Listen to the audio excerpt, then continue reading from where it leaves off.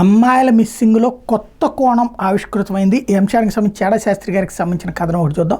2019-21 మధ్య 3 సంవత్సరాల్లో ఒక్క మహారాష్ట్ర నుండి 1 లక్షకు పైగా 18 సంవత్సరాలు నిండిన బాలికలు, స్త్రీలు అదృశ్యమయ్యారు. రాష్ట్ర పోలీసులు వెతికాం, దొరకలేదు అని చేతులు దులిపేసుకుంటున్నారు.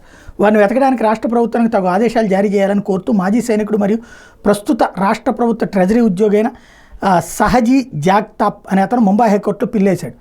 ఎల్లుండి 30న అది విచారణకు వస్తుంది.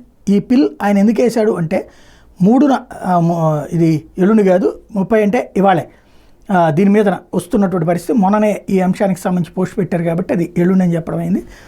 ఓవరాల్గా ఇవాళ వస్తుంది. ఈ పిల్ ఆయన ఎందుకు వేశారంటే 3వ సంవత్సరం బీఎస్సీ చదువుతున్న తన కూతురు 4వ తేదీ డిసెంబర్ 2021 నుండి కనిపించకుండా పోతే పోలీస్ కంప్లైంట్ ఇచ్చాడు. పోలీసులు ఎతికి పట్టుకోలేకపోయారు.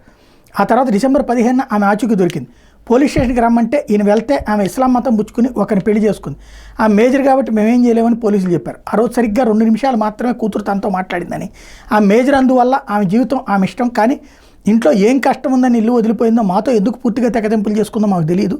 ఆ కారణం తెలియక ఇన్ని సంవత్సరాలుగా మానసిక క్షోభ అనుభవిస్తున్నాం అని ఆ తండ్రి విలేకరులతో చెప్పి బాధపడ్డాడు. తన కూతురు గురించి చెప్తున్న సమయంలో రాష్ట్ర ప్రభుత్వం వద్ద నుండి తప్పిపోయిన బాలికలు, స్త్రీల సమాచారాన్ని సేకరిస్తే 2019-21 మధ్య 3 సంవత్సరాలు 1 లక్షకు పైగా బాలికలు, స్త్రీలు మాయమయ్యారని నాకు తెలిసిందని చెప్పారు.